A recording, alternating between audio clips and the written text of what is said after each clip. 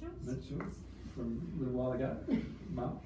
And you know Mr. Ben, who's there here, who's got, and you know Jane, who's Grudy's, amongst other things, is Grudy's mum, you know, Mrs. McCarthy. So perhaps if you guys want to just say that, and we have apologies from Mr. Allen tonight. Sorry, I know he's unwell, which is a bit of a shame, but I know we wanted to be here, but these things happen, so we hope Tim's feeling better, and yeah, so if you guys want to say your name, that'd be awesome. My name is Govia. Great. My name is Jim Tate. I'm Jet. Hello, I'm Ross. Good evening, I'm Brianna. I'm Nathan. I'm Bonnie. Hi, I'm Zara. I'm Eleanor. Hi, I'm Amber. I'm Holly. Thanks, guys. Mrs. Gill, thank you. All right, when you're ready, Brianna. Good evening, board. I am Brianna, and this is the Truck Action Group. Thank you for inviting us to share our learning with you this evening. Our first problem was, how do the truck movements impact on students' learning in the classroom? So I'm Nathan, as you know, and I'm going to be talking to you about the journey. So we started with focusing on the number of trucks and how that would affect us in different ways. But after studying and analysing, we discovered that it wasn't just the number, but also the noise the trucks were making. We soon had expert Chris come in to set up a logger, which is a device that records sound. After the logger had recorded the sound over 3 days, we then had John, another expert, come in to help us with analysing the data. We had also set up a time-lapse video with the logger so we could see the footage of the trucks. Later, a few people decided to create surveys for students, parents and teachers so we could also get their opinion on the situation. On the 17th of September, local police will come into our school to talk to us to teach us how to use speed guns so we can then use them to see how fast the trucks are really going. Hi, I'm Zara, And I'm Bonnie. and we'll be talking about what our expert said. This is our expert John Stiles from the Stiles Group. He helped us listen to the decibel ratings and made some statements on the way. I'm not surprised you can't hear yourselves out there.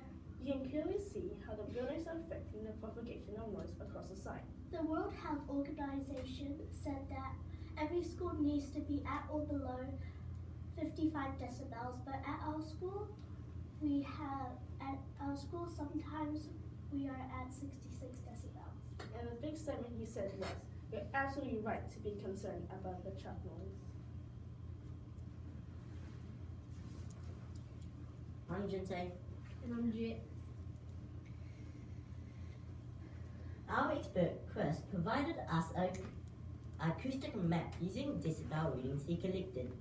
And due to that, we can present to you today this map thanks to our experts. We used a logger to record how loud the trucks were that passed our school, which created this height contour map. And on the map provided by Chris, we can see areas of the school that are above 55 decibels. And if you care to look at the map for a couple of seconds, please do so. There's a key in the top right corner to help you. We have some maps on the table here. If you want to. Thank you.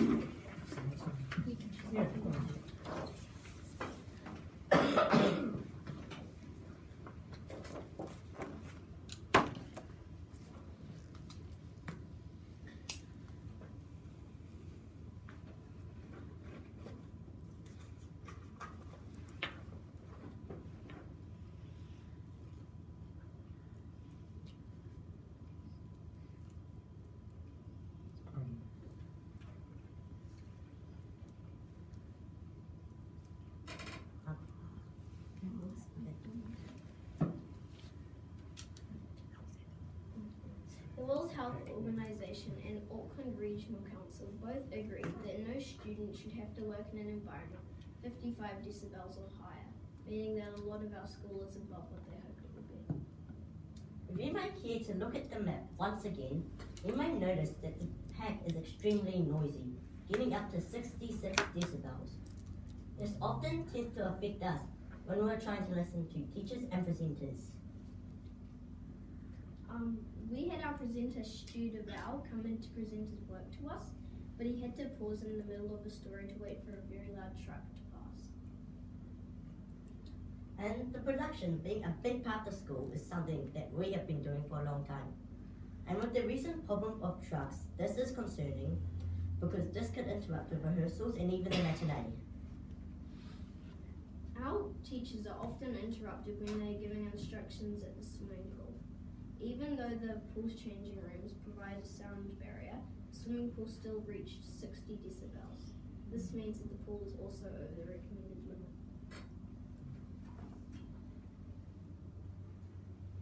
Hello, I am Ross, and I will be talking to you about some statements that we have made. What we found out. Decibel ratings. Chris came to our school and put up a logger, which helps us get the data for the decibels.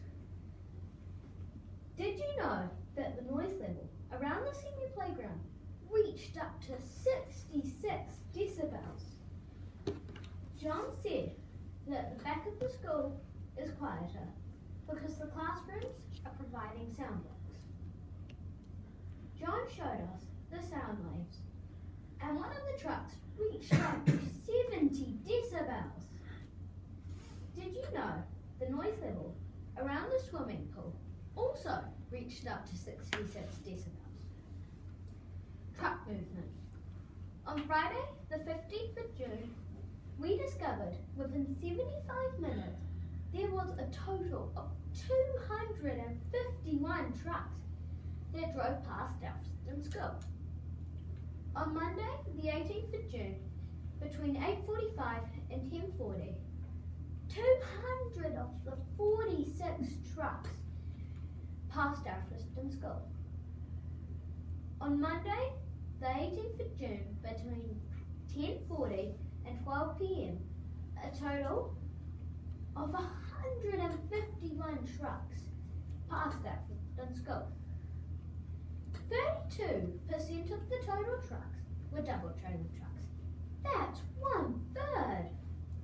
On Friday, the 15th of June, between 8:45 and 10 a.m, 178 single trailer trucks, which is 70% of the total trucks that drove past our school. Therefore, 30% were trucks were double trailer trucks. Hello, my name's Holly. My name's Amber, and we'll be talking about what the students said. So we sent out a survey on Google Classroom to the students to get answers of and opinions of what they thought about the trucks. The first question we asked was, do the trucks annoy you during learning time? 50% said yes, 25.8% said no, and 75% of students said it distracts them in other ways.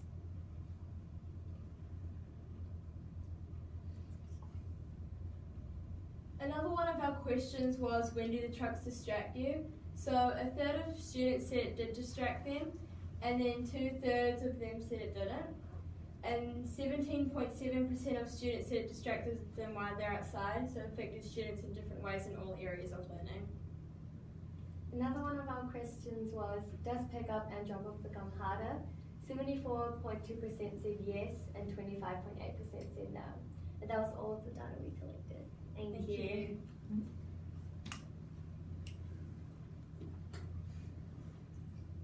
So we had sent out a survey to the teachers so we could get their opinion. Teacher 1 said, I think the increase in traffic produces significant risk during arrival and departure times.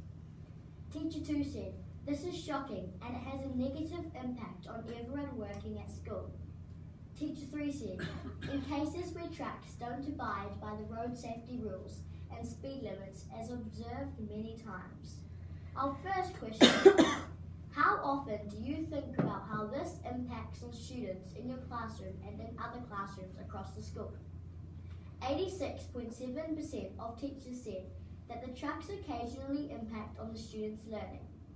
Another one of our questions was, does the noise affect your students' learning? 40% of the teachers said sometimes it does. We also asked, how do the trucks impact on you as a staff member at Alfredton School? 13 out of 15 teachers said that it's difficult to teach with all the noise the trucks are creating. Hi, I'm Eleanor and I'm going to be saying what the parents said. So we did some interviews on some parents and these are some of their responses. Wow, that's not very good. It's too loud for you to be able to concentrate on your classwork. I think it's probably a bit noisy for you guys in your classroom and it's also dangerous. I'm worried about students and their families crossing the road while big trucks are coming down the road. And one parent saw a truck driver who was on their phone and not looking where they were going. It concerns me from a traffic perspective because they're big and go very fast.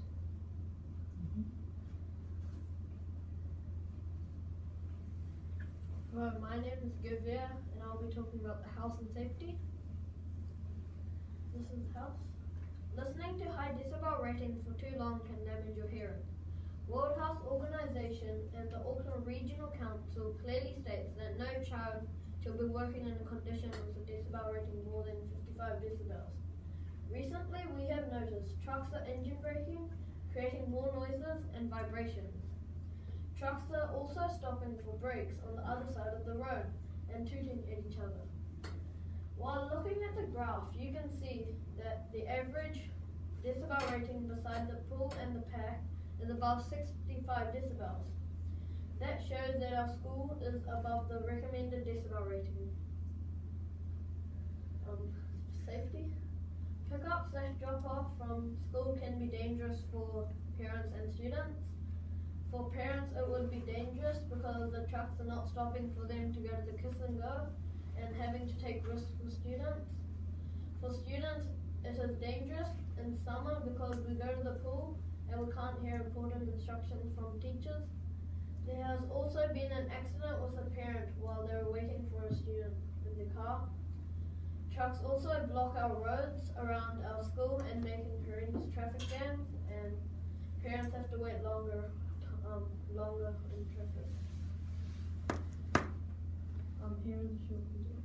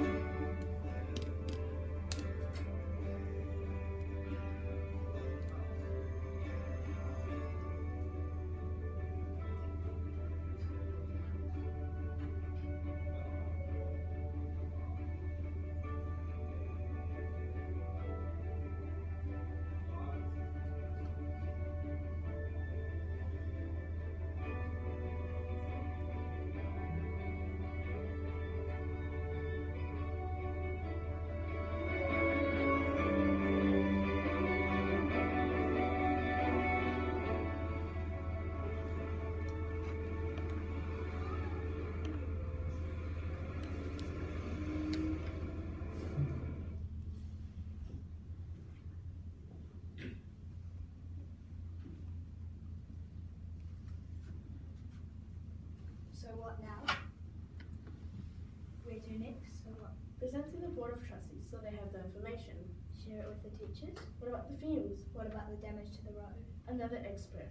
The local police are coming to our school with a laser gun to see how fast the trucks are really going. So what's your information? Write to the local MP, write to Auckland Transport, stop tooting and engine braking.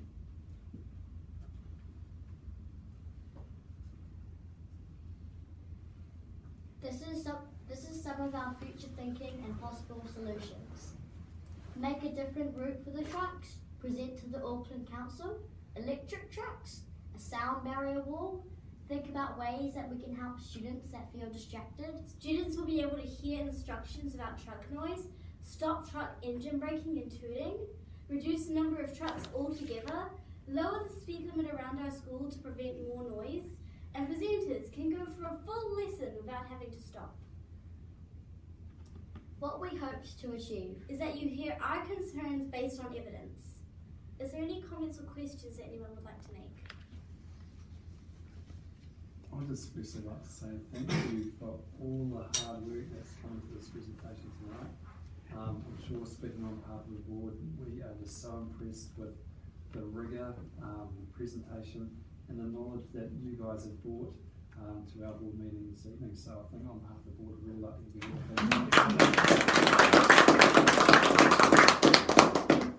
and I'd also like you to pass on to your parents. Thank you very much for dropping you off tonight, because I know it's a tricky time of the day at 7 o'clock at night. So your commitment to what you've presented tonight is just outstanding. So thanks once again. I'll just leave it up to the board if anyone else has got any other queries or questions or feedback.